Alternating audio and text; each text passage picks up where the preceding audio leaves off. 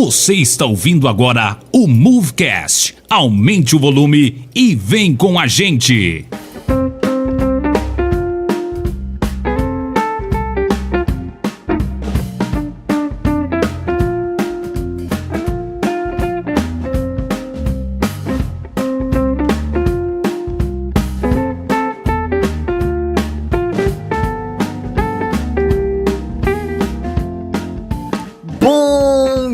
Boa tarde, boa noite, eu sou o Kennedy e hoje eu tô sozinho aqui, eu só vim aqui pra te dizer que essa aqui é a segunda parte do podcast. Se você ainda não escutou a primeira parte do nosso Movecast 16 sobre a hermenêutica pentecostal com o pastor Kenner Terra, corre aí nas nossas redes, no Spotify, no YouTube, no Deezer também, escuta a primeira parte, porque esse bate-papo aqui é uma continuação do que a gente já conversou lá. Espero que essa finalização da conversa sobre a hermenêutica pentecostal possa trazer algo de bom para sua vida, tá bom? Fica aí então com a segunda parte e Deus te abençoe.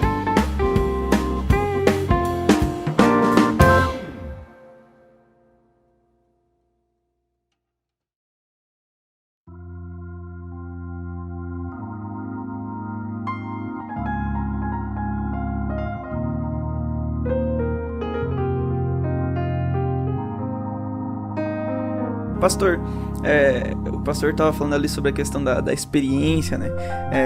Acho que é possível notar, né, que a hermenêutica pentecostal, ela traz assim como principais características a questão da valorização da palavra, né? Nem o pastor estava dizendo ali, basicamente o que o senhor estava dizendo é que a palavra é viva, né? O pentecostal ele tende a valorizar muito a Bíblia, assim, ele ama a Bíblia, né? E daí das características da hermenêutica pentecostal é essa valorização da palavra, também da narrativa, né? Mas acho que a parte que eu acho mais bonita, pelo menos, né? Que foi assim uma coisa que me toca muito, é a questão da valorização do Espírito Santo, não só como uma pessoa no fator da salvação, né? A gente aceita essa questão do Espírito Santo regenerador, santificador, sim, ele é, mas a gente também vê o Espírito Santo e valoriza ele como a questão daquele que reveste a igreja e ajuda a igreja a se locomover, a evoluir, né? Que empodera a igreja. Isso, essa questão do poder, né? Queria que o senhor pudesse se aprofundar um pouquinho mais nisso, nessa questão do papel do Espírito Santo mais valorizado na questão da hermenêutica pentecostal, né? Perfeito. Você falou da narrativa, isso é importante, porque, veja, isso é próprio da hermenêutica pentecostal. A hermenêutica pentecostal faz, a partir da leitura das narrativas, faz afirmações teológicas. O que por algum tempo se fazia, e os teólogos, e os hermeneutas, os exegetas pentecostais brilhantemente criticaram, né? A ideia de ter que ler Atos e Lucas a partir de Paulo, né? Quer dizer, como se o Espírito em Lucas, a pneumatologia lucana, precisasse de uma correção da pneumatologia paulina. Sim. Lá a pneumatologia paulina está ligada à santificação, à salvação, etc. A pneumatologia lucana ela é um pouco diferente, ela tem outros interesses. E esses dois se completam, não se contrariam, né? Se completam. E a pneumatologia lucana é aquela que aponta para uma experiência de empoderamento. Em Lucas não há essa concepção do Espírito no processo de santificação, não há uma discussão sobre discernimento de Espírito, nada disso. O próprio Robert Menzies aponta isso, né? Na pneumatologia lucana, o Espírito é aquele que empodera, e ao empoderar produz sinais. A glossolalia é um desses sinais. Tem a profecia e tem outras experiências de milagres. Quer dizer, o Espírito é aquele que empodera a igreja, é aquele que lança a igreja. Lucas não vai se perguntar sobre quando é o Espírito Santo e quando não é, ter discernimento do Espírito ou não. Paulo, que está trabalhando com uma discussão muito mais eclesiástica, vai gastar um tempo com isso e, inclusive, vai falar do lugar do Espírito no processo de santificação, né? No processo de salvação, o Espírito nessa economia da salvação, a pneumatologia que está na economia da salvação. Já o Lucas, né? A teologia lucana, vai vai apontar para o Espírito como aquele que empodera a igreja. É aqui que entra também uma grande contribuição da hermenêutica pentecostal, porque a hermenêutica pentecostal vai propor afirmações teológicas sobre o Espírito também nas narrativas. Qual que é a crise? É que os tradicionais, John Stott foi um desses, afirmava que as narrativas não ensinam, as narrativas só descrevem. Então não podem ser paradigmáticas.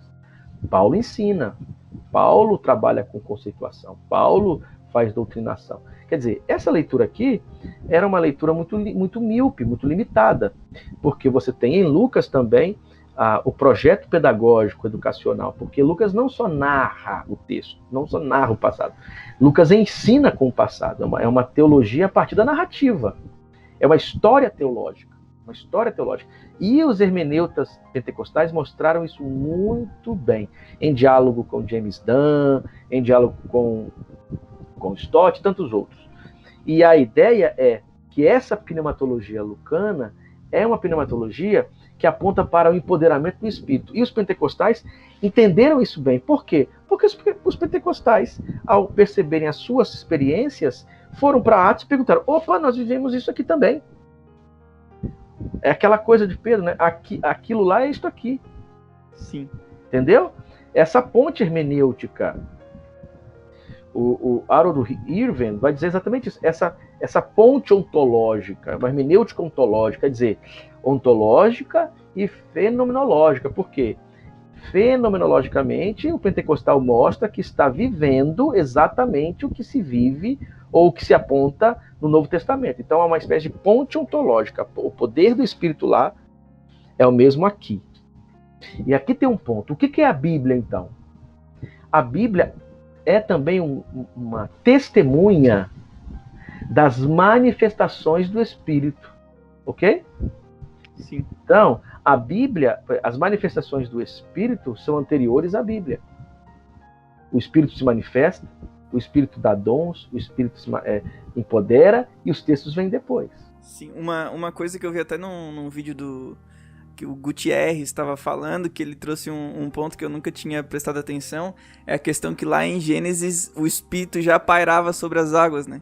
Ele traz esse ponto de vista do Espírito organizando o caos, né? Como um papel de organizador. Pois é que é uma leitura muito... alguns exegetas que trabalham com o conceito de exegese a partir das questões históricas achariam isso muito esquisito, porque diria, não, lá não é o Espírito Santo. Sim. Entendeu? Porque historicamente ali não é o Espírito Santo, diriam. Mas olha como é a leitura pentecostal, né? Olha a hermenêutica pentecostal. Claro, mas nem todos os biblistas pentecostais dirão isso, tá? É possível você preservar toda a leitura pneumática, carismática da Bíblia hebraica, sem necessariamente encontrar o Espírito Santo em Gênesis. Mas uma grande parte da leitura pentecostal encontra o Espírito Santo lá e faz essa pneumatologia, o Espírito como aquele que ordena. Então, quer dizer, essa coisa do Espírito que empodera, essa pneumatologia pentecostal, que é uma pneumatologia também lucana, né? Isso é fundamental para entendermos a hermenêutica pentecostal. Na hermenêutica pentecostal, as narrativas de Lucas servem para ensinar e fazer teologia, não só as discussões paulinas. E mais, na erudição pentecostal, essa pneumatologia lucana, ela é autônoma. Ela tem um projeto próprio. Né? Essa pneumatologia de Lucas, ela tem uma voz dentro do cânon. E agora, ela dialoga com Paulo e com a pneumatologia de Paulo. Ela complementa, ela dialoga. Né? Agora, o próprio Paulo também, ele gasta muitos textos falando das expressões carismáticas do Espírito. Né? O que ele não faz é aquela discursão lá em Lucas do empoderamento, dos sinais a partir do empoderamento, etc. Mas em Gálatas, quando ele vai discutir a relação da lei e da graça, da lei e das obras da lei e das obras da fé, lei e graça, etc., ele vai dizer o seguinte: vem cá, os sinais do Espírito, o Espírito se manifestaram entre vós por conta da lei ou da pregação da fé, ou da graça, né? Uhum. Quer dizer, então, Na teologia de Paulo, a experiência do Espírito, os carismas, né? E Paulo é um judeu que, né, que vive esse contexto aí, né, esse contexto de experiências.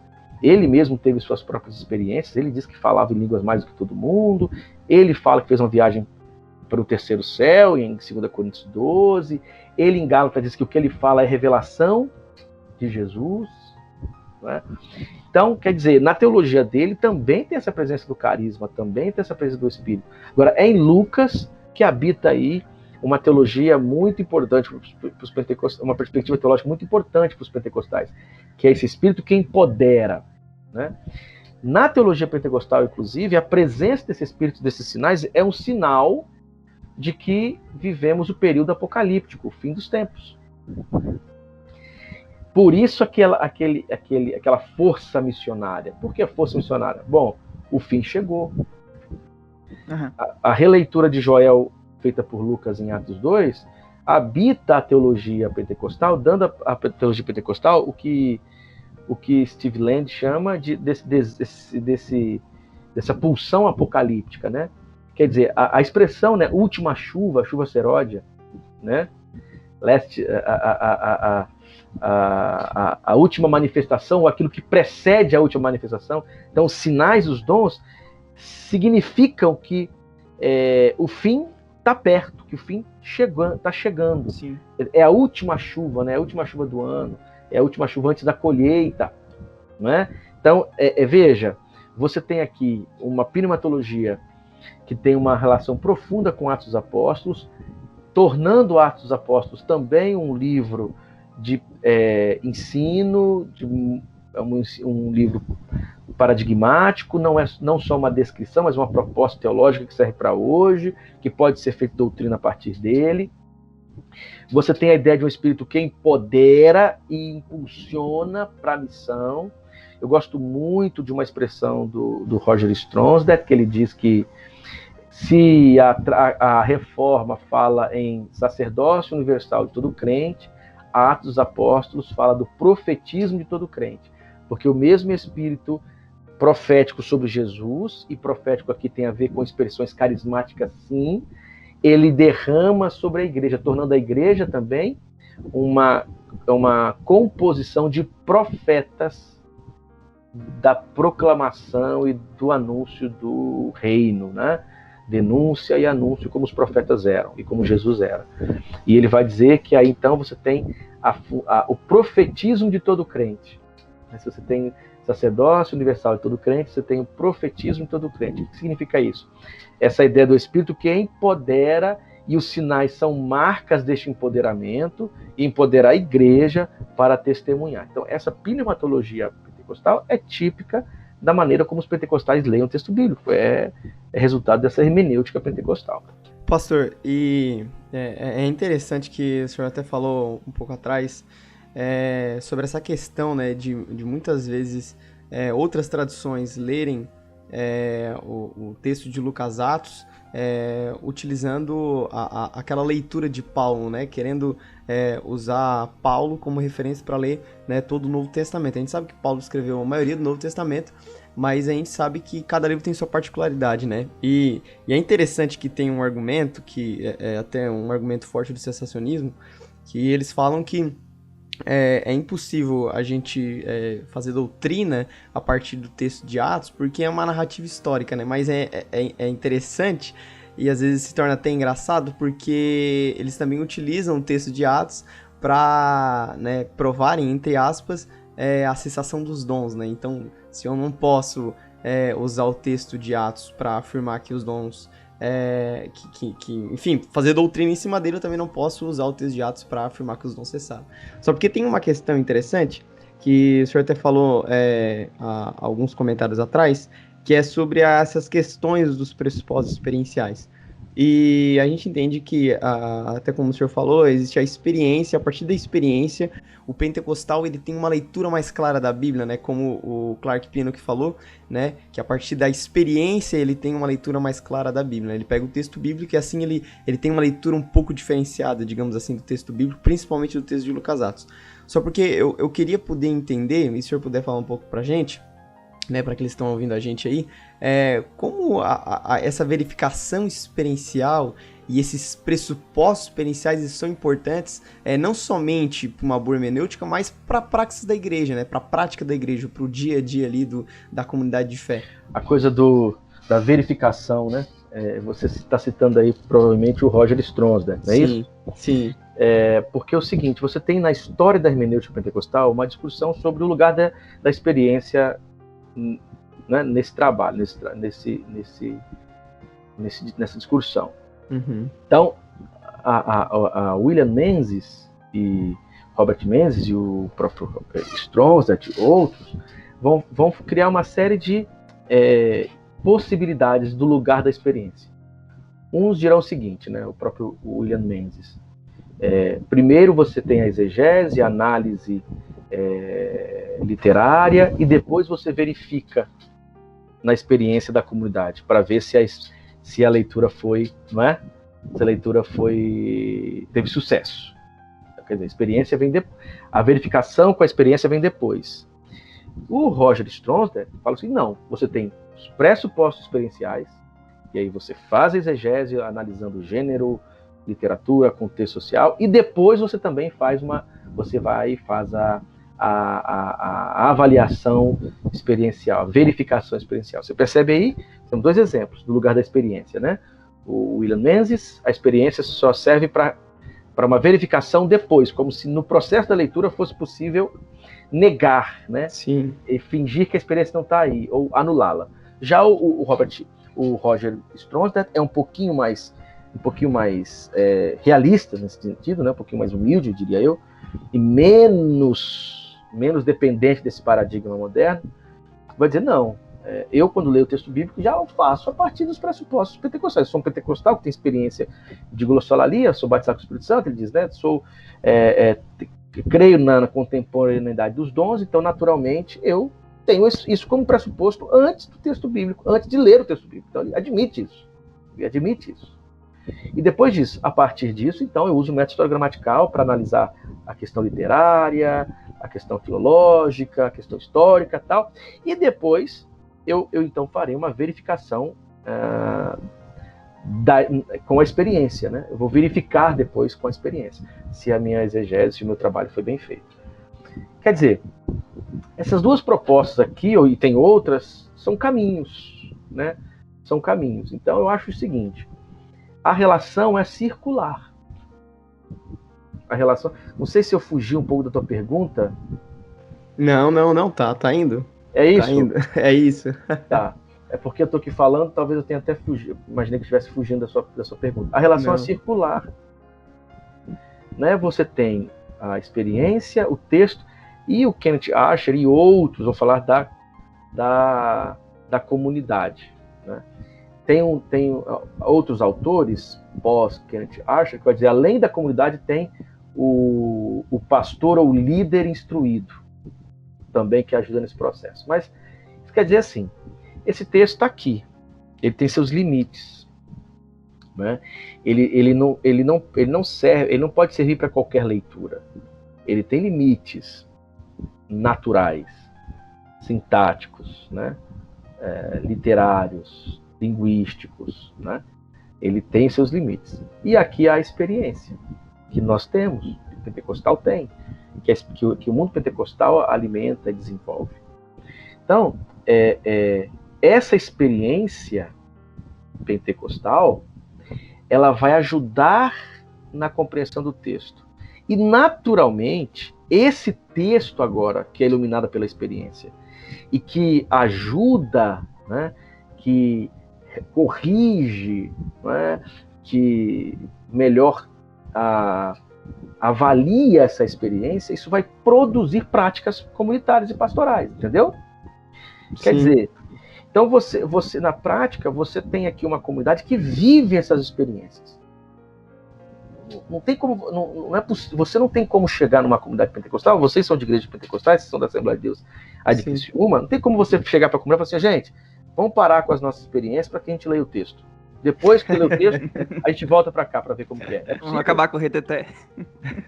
Você tá entendendo? Vamos fazer um culto aqui, o seguinte, ó, vamos ler o texto e da leitura do texto, vamos permitir aí que Deus venha fazer coisas entre nós. É assim? Não é, obviamente. Então, a comunidade está ali vivendo. E veja, não é esse negócio de experiência, aí tem alguns caras por aí, que para mim não passam de maledicentes, porque é uma diferença. Deixa eu falar uma coisa aqui, para o pessoal ouvir, bom que vai ficar gravado. Há uma diferença muito grande entre apologética e difamação. Quem sai falando que está defendendo a fé, prejudicando pessoas, ele não está fazendo apologética. Sim. Ele está servindo a boca para o diabo. Né? Eu chamaria isso de apologética do capeta. Né? E tem a apologética dos pais da igreja, de Deus, né?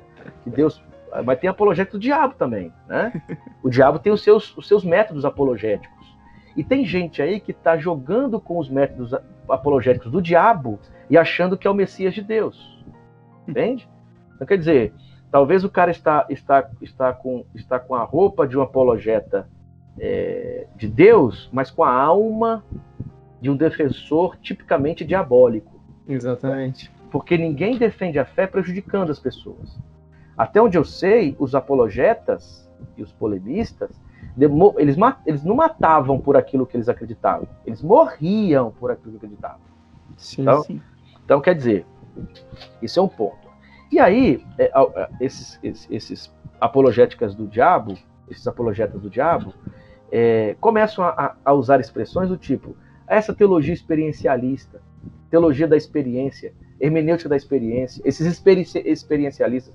Isso aqui é de uma barbaridade, é de uma maldade, é de uma injustiça, repito, demoníaca, que só tem um interesse, prejudicar pessoas. Como prejudicou, como fez, como prejudicou, literalmente, prejudicou pai de família, fez pais de famílias ou pai de família perder emprego, entende? Ser atacado no Brasil todo, só por interesses, você entendeu? Só por interesses pessoais. É a apologética, é a apologética do Beelzebul, né? A apologética do Ra-Satã. Então, quer dizer, é uma apologética que na verdade, bota uma máscara de estar defendendo o pentecostalismo, mas não está defendendo o pentecostalismo. Defender o pentecostalismo é ajudar o pentecostalismo a sentar na mesa da teologia brasileira e, a partir das suas tradições e experiências e da sua compreensão de fé, dialogar com os demais. E não ir lá e se vender para as outras tradições. Não que tem que entrar numa guerra, não é isso. Pelo contrário, nós temos que ter unidade. Mas não existe unidade, sabe, cooptando o outro. A unidade tem que abrir as portas para a diversidade. Né? Quer dizer, o pentecostal não tem que se tornar um reformado para poder ter lugar no discurso teológico. Sim. Então, bom, por que eu estou dizendo tudo isso? Para explicar que essa discussão sobre a experiência é uma discussão que ela é fundamental, ela não é coisa de experiencialista. Porque qualquer um que vai numa igreja pentecostal sabe do que eu estou falando. Sabe do que eu estou falando? Você chega numa igreja pentecostal, uma irmã vai vir até você, usada por Deus, e vai profetizar para você, e não vai ler a Bíblia para profetizar para você, ela vai profetizar para você. Sim. Sim. Entendeu? Ela talvez possa até usar expressões bíblicas. Eis que te digo, que é típico de algumas traduções bíblicas. Assim diz o Senhor. Assim diz o Senhor. Mas muitas vezes não. Muitas vezes não. Não é? Quer dizer, a pessoa fala assim, ó, eu tive aqui, Deus me falou. Não é que ela leu a Bíblia e Deus falou com ela. Ela está dizendo que Deus falou. Deus falou. Mesmo Deus que falou com os apóstolos, que falou com Jesus, que falou com Paulo, o mesmo Deus, o mesmo Jesus que apareceu a João e que João viu sentado lá no trono, o mesmo, um pentecostal dizendo, esse Deus está falando comigo. E não é mediado pelas escrituras, simplesmente, mas sem mediação. Sim. Sem mediação. Ora, ou não é? Então deixem de ser pentecostais, não é isso? É. Quem não admite isso tem que fazer alguma coisa. Ou ver lá, procurar um psicólogo pentecostal para ajudá-lo, ou sair, ué. Você está entendendo? Então, isso aqui, para o que isso aponta? Isso aponta que as comunidades vivem as experiências. Ah, mas aí, Kenner, vai abrir para o experiencialismo, qualquer coisa pode? Opa, como assim qualquer coisa pode? Será que os pentecostais se tornaram o que são hoje por loucuras irresponsáveis? E, você está entendendo?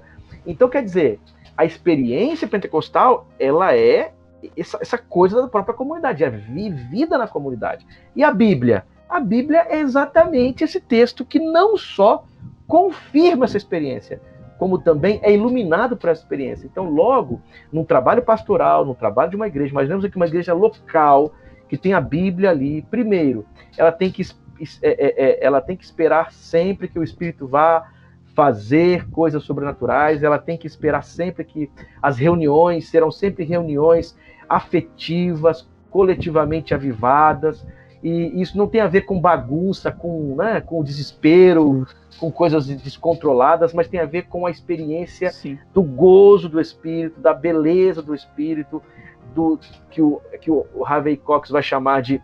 Ela preenche esse déficit estático deixado pelo protestantismo. Isso é ser pentecostal. O J.K. Smith, quando ele vai escrever, eu acho que o 4º capítulo dele, Pensando em Línguas, ele narra uma experiência dele, ele chegando numa igreja pentecostal, e ele descrevendo, fazendo uma descrição densa. Falou, isso aqui é tipicamente pentecostal, né?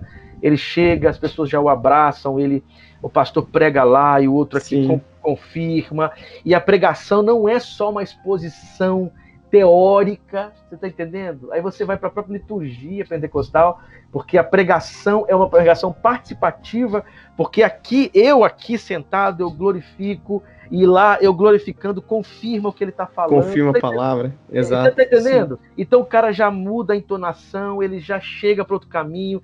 Quer dizer, não é um sermão passivo, é um sermão dialógico, é o pregador e a comunidade.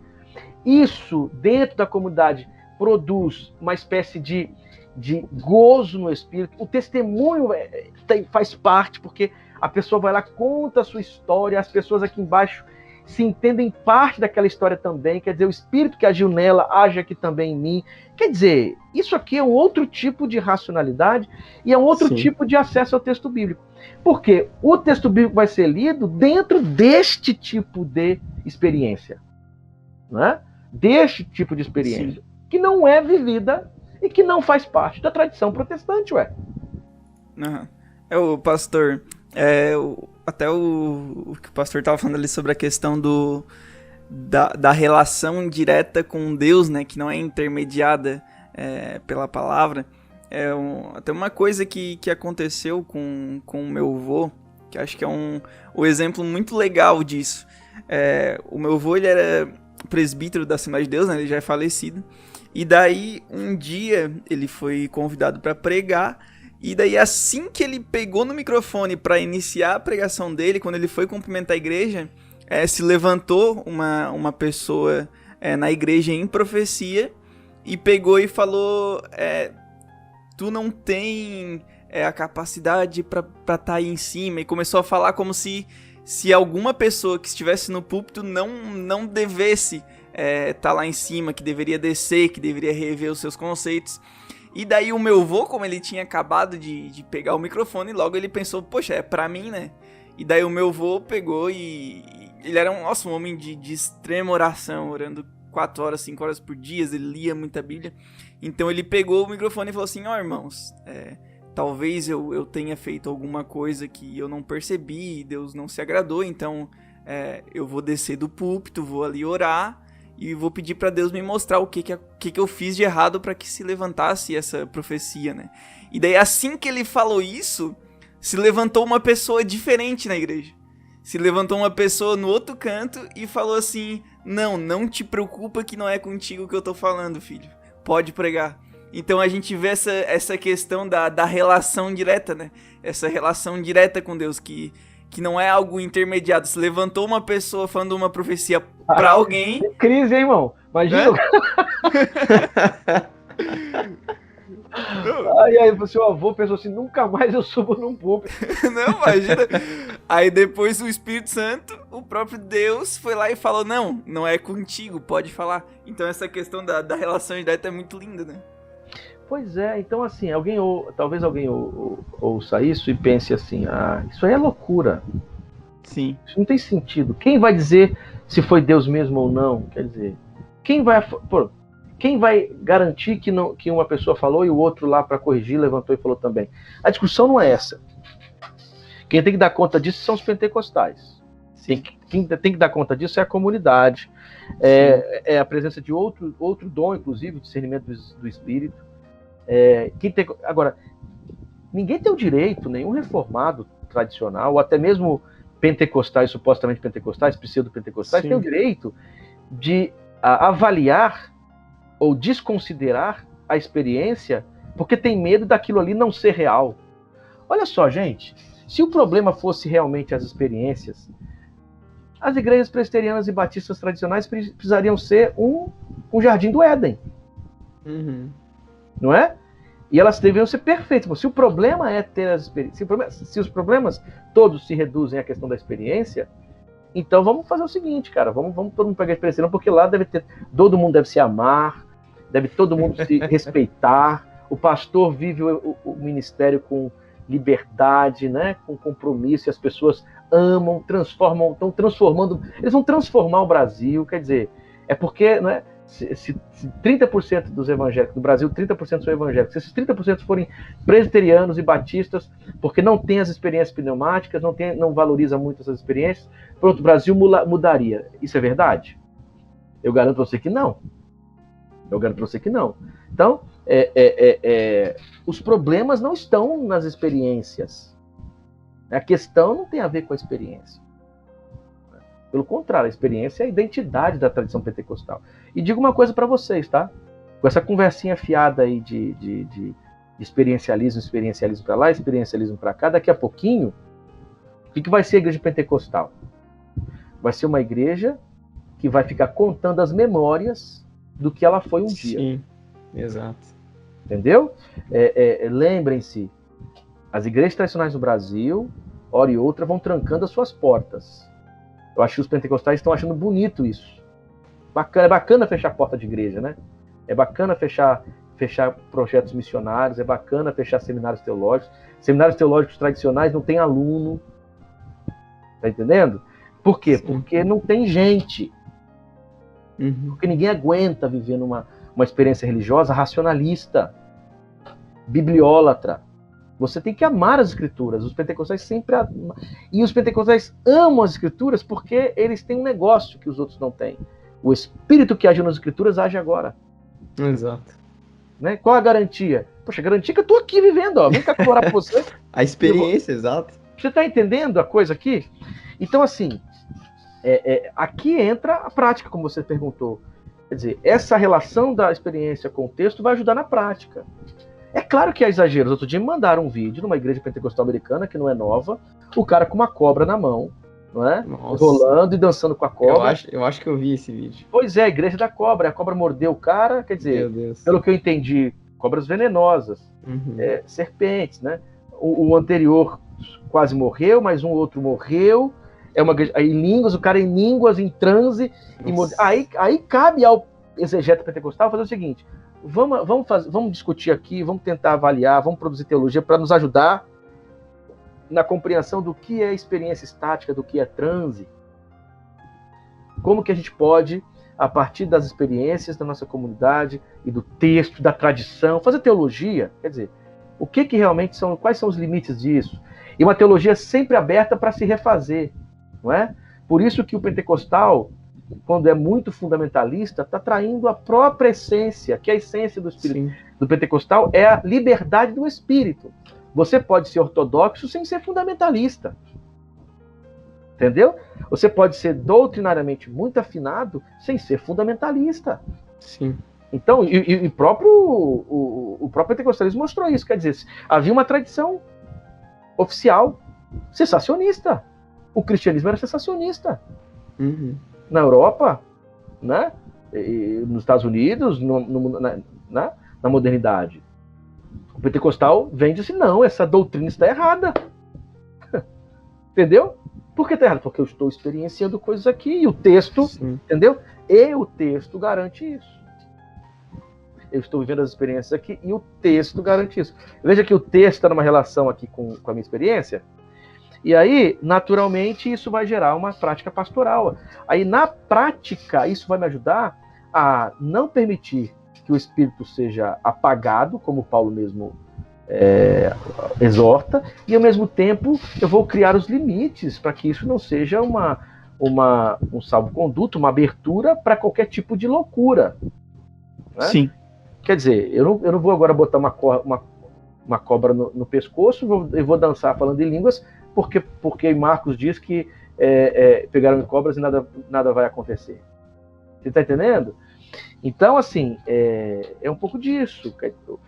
Respondendo a tua pergunta, né, depois de tanta coisa sendo dita, você tem essa relação da experiência com o texto e, naturalmente, isso vai modelar a prática da igreja local.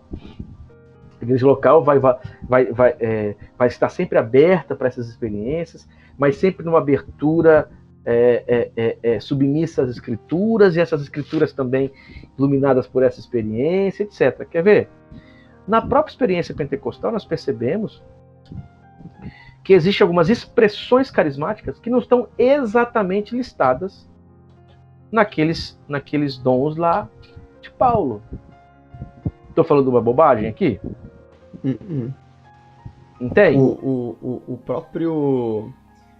eu vi isso foi acho que o pastor Carlos Moisés, ele no livro dele sobre a pós-modernidade, né, o pentecostalismo pós-modernidade, ele dá uma abordada nessa questão também. César Moisés. Me lembrei, isso. O César Moisés é um destes que foi alvo de uma série de ataques gratuitos. Sim.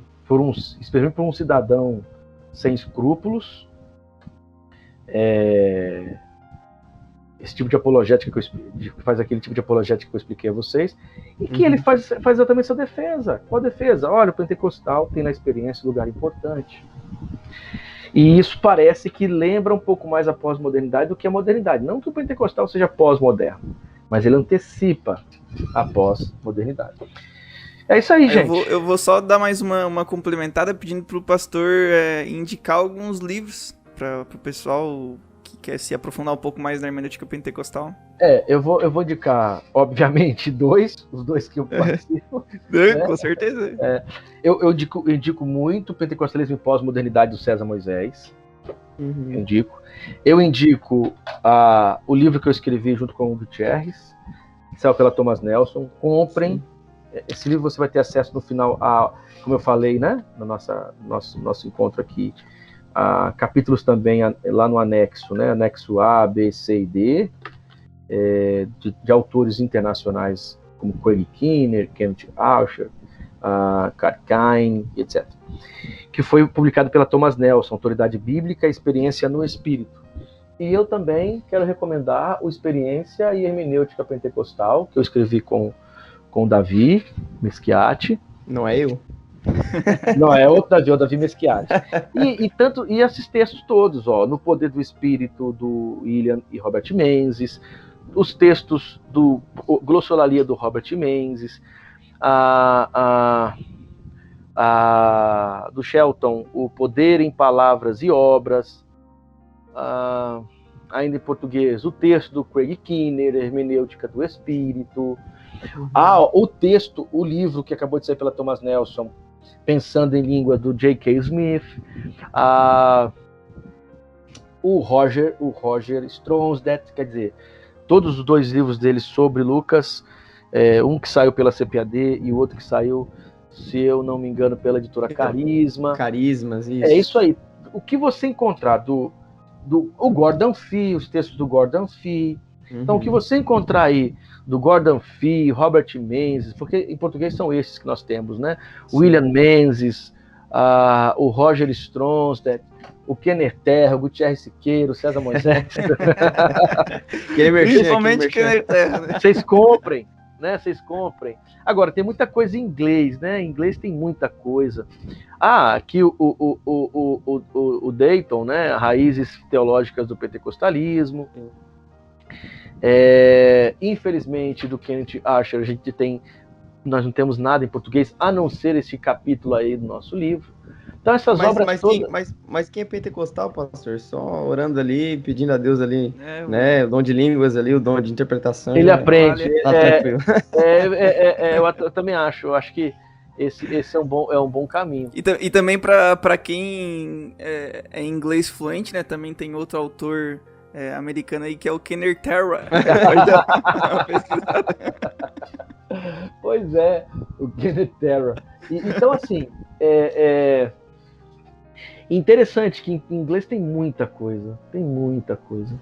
Muita coisa produzida, muitos artigos produzidos sobre hermenêutica pentecostal. Tem um número da Pneuma que é só sobre hermenêutica pentecostal.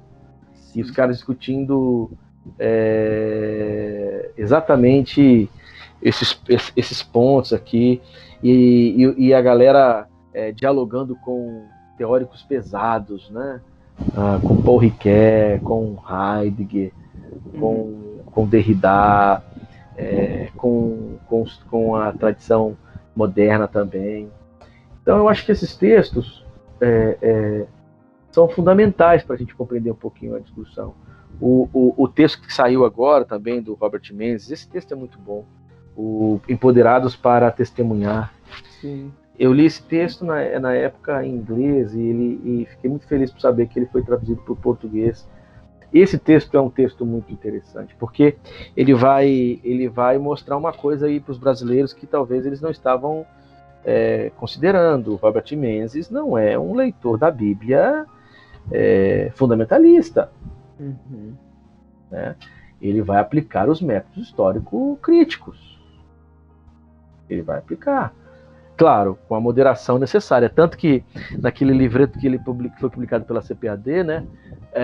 Pentecostes, essa história é a nossa história. Sim, e aí ele pequenininho, né? Então, o que ele faz em vários lugares, ele mostra como Atos 2, como eu diria, trabalha redacionalmente com Joel. Sim. Né? Ele trabalha redacionalmente com Joel. Lucas faz uma espécie tem uma atividade editorial. Ele pega Joel e mexe em Joel à luz da sua teologia. Aí ele faz questão de dizer, ele faz uma nota e diz assim, quando me refiro à atividade editorial de Lucas, não quero de forma alguma dar a entender que a narrativa de Lucas é historicamente inexata. O que desejo é apenas salientar que, enquanto Lucas escreve história e história com precisão, ele o faz com um propósito teológico em vista. Lucas claramente resume de vez em quando o conteúdo dos discursos ou diálogos, e ao fazê-lo, utilizando vocabulário e estilo próprio quando apresenta este material. Como veremos, ele também parafraseia citações do Antigo Testamento de uma forma que lhe permite destacar temas importantes que ocorrem ao longo da narrativa. Embora seja suposição minha de que o trabalho editorial de Lucas reflete com precisão e enfatiza temas dominicais e apostólicos, a questão essencial que procuro responder centraliza-se no conteúdo da mensagem de Lucas. Afinal de contas, é essa mensagem que acredito ser inspirada pelo Espírito Santo e autorizado para a igreja. O que ele está dizendo? Ele está usando o método histórico-crítico, crítica da redação, que acredita que os textos bíblicos passaram por processos redacionais, quer dizer, redatores utilizaram tradições anteriores, modificando-as e aplicando-as à sua teologia. Então ele sabe as implicações disso. E aí ele diz, bom, claro, Lucas aqui editou Joel 2 na hora que ele escreveu, mas não é que ele esteja com uma história inexata, não é que ele esteja, não esteja tratando exatamente o que Joel disse. Ora, é o risco, né? Você está usando o método histórico crítico. Sim. Aí tem que fazer uma pergunta, só dá para ler a Bíblia usando o método histórico crítico? Só dá para ler a Bíblia usando o método histórico gramatical? É isso mesmo? Eu diria que não. Existem outros métodos, existem outros caminhos, mas isso aí seria uma outra história.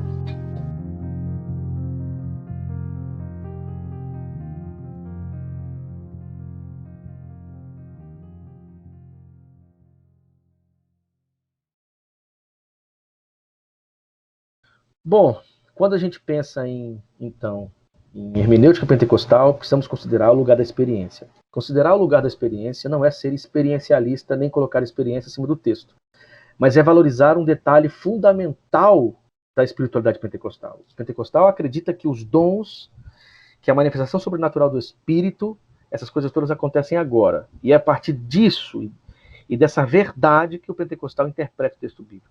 Cabe aos teólogos, aos pastores, aos biblistas pentecostais fazerem um trabalho técnico e espiritual para que a experiência pentecostal e todas as suas manifestações tão bonitas, em diálogo com o texto, produzam vida para a comunidade, e não o contrário. Negar a experiência por conta do medo do subjetivismo é eliminar o que há de mais bonito na história pentecostal, que é a presença viva do Espírito no dia a dia da igreja. Então, acredito que a relação entre a experiência carismática e a leitura do texto bíblico, como um caminho para a equação frutífera dessa experiência, eu acredito que seja a grande contribuição do movimento pentecostal e da teologia pentecostal para a tradição evangélica brasileira.